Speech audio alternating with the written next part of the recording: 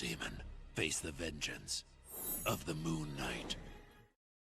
Moon Knight, issue number 4. We have finally made it to this monumental issue, in my opinion, because it does something I've been waiting for a very long time. Look, I like a certain aspect of this character, and something I've been saying for a while, which is silly and dumb, but I'm just saying, just kind of make Moon Knight, interested in cat people or furry stuff, make Moon Knight a furry.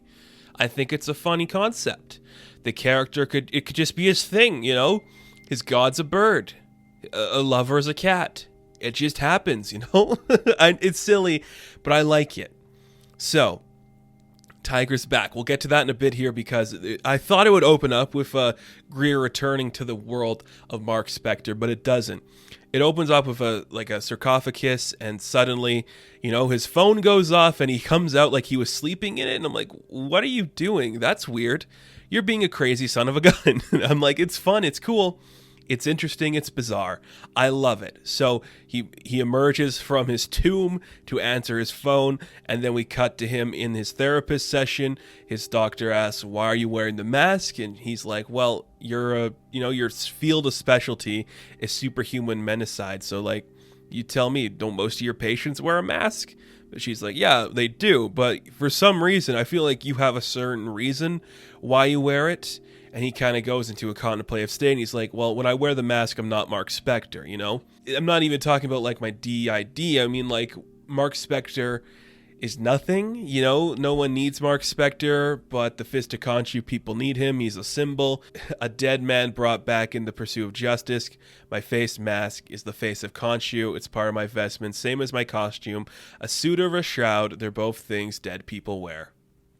And I'm like, damn, dude. Again, I can't get over Jed MacKay's writing in this book. It just perfectly encapsulates some very fun stuff. It's dealing with that, very philosophical, dark part of Moon Knight, which I think gets overlooked sometimes, where there should be this big idea in his head, but it's just kind of plain and simple. Why do I wear the mask? Because I need to be Moon Knight, and Marc Spector can't help me here. Whether I wear it or not, it's part of my god, it's part of who I am, and it's something that dead people wear. I'm like, yeah, it makes sense to me. So after that, we cut to a scene with this new kind of villain. His name is Stuart Clark. He's going by a character called Rampage, and basically he's talking to a mysterious benefactor, and this mysterious benefactor's like, I get it, you worked for the Punisher, then you worked for Jigsaw. You're a weird, crazy dude with cuts all over his face that I initially thought was Jigsaw, but it's not Jigsaw. This guy's like, I created this cool thing, trust me, it's gonna work. We also get a nice silhouette of this mysterious guy working behind the scenes against Moon Knight. We don't know who it is. I don't have any theories on who it is. I still, part of me might think it's Carson Knowles. Have we used him since he died in the Houston era? I know it wasn't Houston who did that book, but in that run, I think is when Carson died, and I don't know if we've used him since then. I can't remember. It could make sense to me. I think it's going to be a character intrinsically connected to Moon Knight's lore, and not the overall Marvel Universe lore, but we'll have to wait and see. Basically, what this new guy does, Rampage, is like, I created this thing, I can hack into so many bank accounts, and he hacks into the bank accounts of Stephen Grant. He's like, there's millions of dollars here, so I could just take it away without him ever knowing. And basically, it's like, we're going to create a Moon Knight with no money, baby. He's going to be a poor homeless guy, not doing anything, no money, he sucks.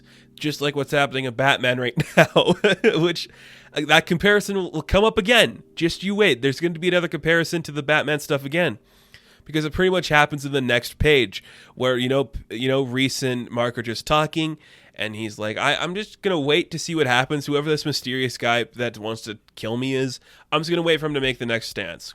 She's like, you're really bad at this. He's like, yeah, well, I never said I was a great detective because I'm not Batman. Which I'm like, yeah, cool. Makes sense to me.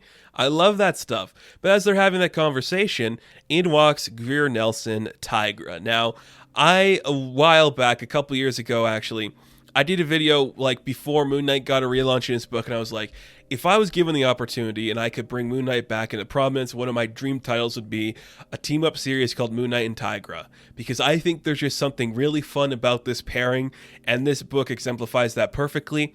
She perfectly plays into his insanity. So Reese is like, who is she? And it's like, oh, this is Greer Nelson. Her name's Tigra. We were both Avengers. We were West Coast Avengers, bro. What are you talking about? Reese is like, oh, you were an Avenger. Why do I find that hard to believe? In the West Coast?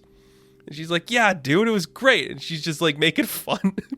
Greer is just making fun of Marc. Like, you're going by Mr. Knight? That's silly. Why are you wearing your mask inside? That's silly. She tries to rip it off, but he puts it back on his face before anybody can see what's underneath it. And he's like, what? If my enemies knew who I was, they'd come target my friends. Reese is like, I didn't know you had friends. Greer's like, yeah, well, this guy also made a TV show about Moon Knight, and he like put his secret identity on IMDb. You know, the executive producer of The Legend of Khonshu, Marc Spector. Reese is like, yeah, you're silly. Then he gets another phone call, and it's playing the Under Blue Moon I Saw You, So Soon You'll Take Me song. I can't remember who sings that. It is familiar to me. The woman laughing at him, but he's like, this is Mr. Knight. How can I help you? And this is when Rampage calls him. He's like, yo, I hacked into your bank information just to show you I'm legit. You just lost $1 million from your holdings. That's a lot of money, and I can make a lot of it disappear again. So whatever's going to happen, you're going to listen to me well. You're going to go to this one place, and you're going to do something for me. Do you understand? Then we cut to Marc suited up as Moon Knight, and he's just like, okay, guess I'm doing this now. So he goes to this establishment, and we get some interesting... I like this. We're getting a tease to the larger picture. We see a logo to the Beyond Corporation, which, again, is currently the strong thing going on in Marvel's Spider-Man right now, where Spider-Man has kind of taken over the idea of, like, the Beyond Corporation, and Ben Reilly's become this big guy. So Moon Knight is breaking into this bar or something, and he starts taking out all these thugs, and I just can't talk about Cappuccio's artwork enough. It is just gorgeous to look at. The colors are so great. The lines are so vibrant. And basically, Moon Knight just takes down all these thugs. And waiting inside of this bar is Jigsaw. And he's like, hey, so some guy named Clark told me to tell you I'm here. He's like, oh, Stuart Clark? That guy sucks. He's a loser. And you're working for him? He's like, well, I'm kind of working for him. He thinks I'm working for him, but it's not that big a deal. So he gets into a fight with Jigsaw. It's like, okay, how's that going? We see that Moon Knight just like apparently just beats up Jigsaw. Then he leaves to go find Clark, and he shows up to Clark. He's like, how did you find me? He's like, dude, I have a teenager working for me. You know, kids and their phones. Like, what do you think's going on here? You're bad at this. He's like, also, I have a hunter, and I know when you need something to be hunted, you call a hunter. And Greer is standing in the windowsill, and they're just ready to take down this Rampage guy. And it's pretty cool. But this Rampage guy, Stewart, just goes, do you know what you're doing here? You're not doing anything to scare me. Okay? Like, I hold all your money. Boom, there goes 50 grand. Boom, there goes the rest of your savings. All your money is disappearing. You have nothing anymore. He's like, I don't care. I'm a priest. I don't care about my money. Those who petition for my help. That's my money. You know, like, I only serve my people. Who cares? Money is just money, bro. Literally, you have no bearing on what's going on in this situation. Okay, so Moon Knight, I guess, is broke. Or he might have lost some of his money or all of it. He lost enough money where this guy thinks it's a big deal. He's like, you'll have nothing. I'll take all your money. He's like, I don't care. I'm a priest. I don't give a shit about the money. He just kind of beats up this guy, and I'm like, this is cool. Again, we're just slowly building up who the reveal of this big bad is going to be. I don't know who it is, and I'm very excited to see what that's going to look like. And I'm just thinking, okay, we're now showing that Marc is just, again, playing into the crazy parts of himself. I dig it. It's like, is he broke? We don't specify if he's broke, but we're just like, he's lost a lot of money. He lost a certain amount of millions, for sure, at least. He's poorer than he was before. So we beat up Rampage. We don't really see what happens to him. We cut to a scene in the rooftops of New York with Greer and Marc, and they're just sitting down having a great conversation. And this is... Look, I've loved everything about this run so far. I think it's been an incredibly strong read. This might be my favorite issue of the book, and this might be my favorite moment of the book. I like this. So Marc is just like, it's midnight, you know? It's owl noon. It's basically, this is when the day begins and when the sun comes up. Like, this is really when the day becomes new. This is, you know, the beginning of the night, the beginning of the start of a new day. It starts at midnight.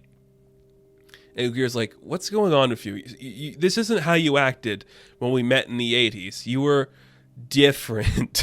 Something about you is weird. And I know you, and you can't hustle me. And basically, it kind of breaks down some stuff we've been asking for a while about this book.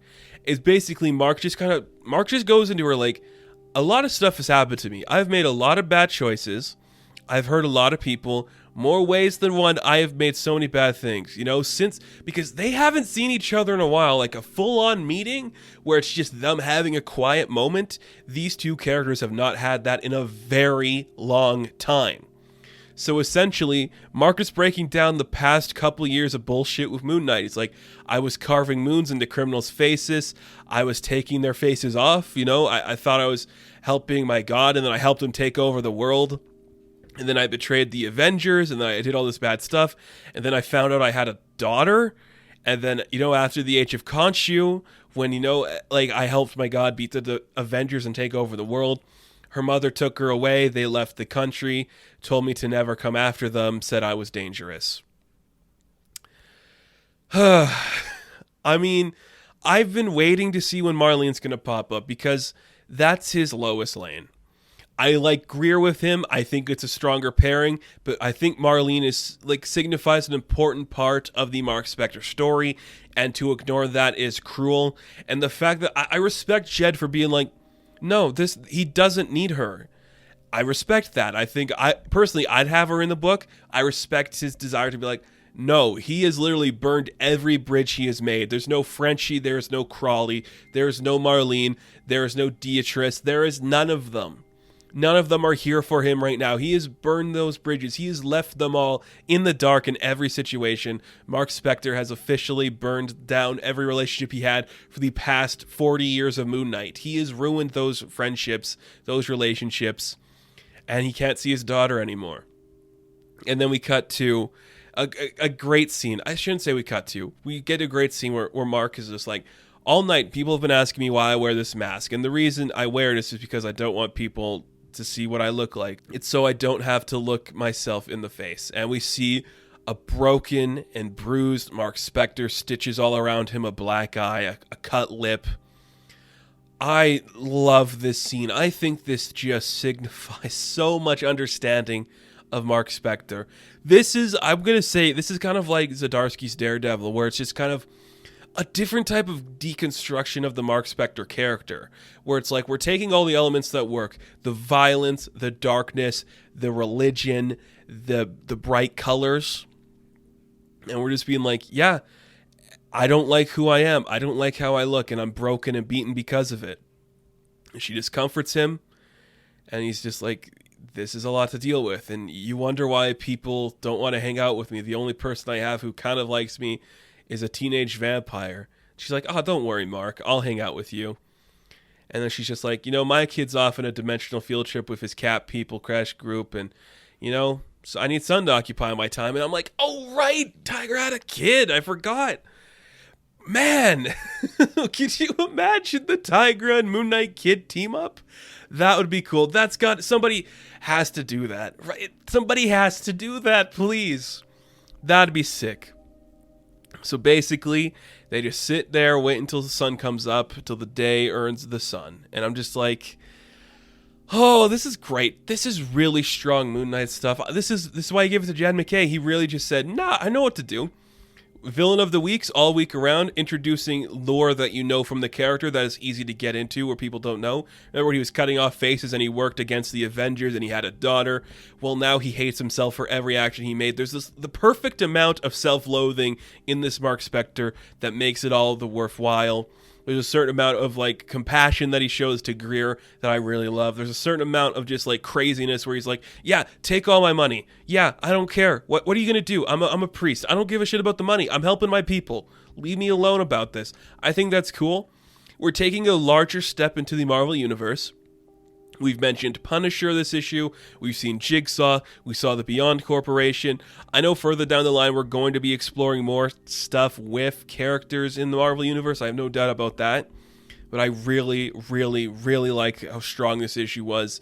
And man, was it just a fun read. It was just so engaging and cool. And I just adore it. I adore what this issue did.